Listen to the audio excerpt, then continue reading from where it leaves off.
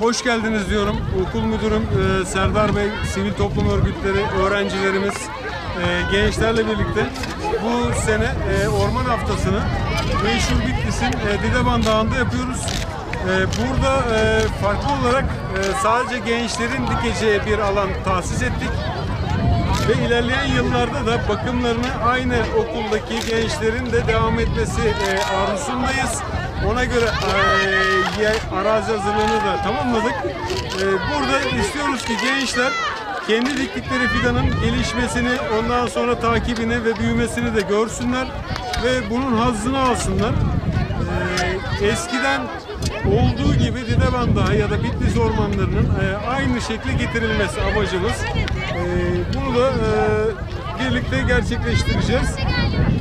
Dikim faaliyetimizde 1000 civarında şu anda fidanımızı toprakla buluşturuyoruz. Bununla birlikte Afrin'de şehitlerimizin isimlerini de buradaki ağaçlara vereceğiz. Onları da anıyoruz. Allah bu şeyler acıları tekrar göstermesin ülkemizi. Burada gerçek anlamda bir orman teşekkürünü gençlerle birlikte gerçekleştireceğiz. Okul müdürüme de teşekkür ediyorum katılımlarından dolayı. Türkülere, manilere konu olmuş meşhur Dideban Dağı'nın çıplak bir dağ halinde olması, birçok Bitlisli'nin yeniden yeşillenmesi, ağaçlandırılması, orman haline gelmesi bir çeşit özlemiydi, hayaliydi.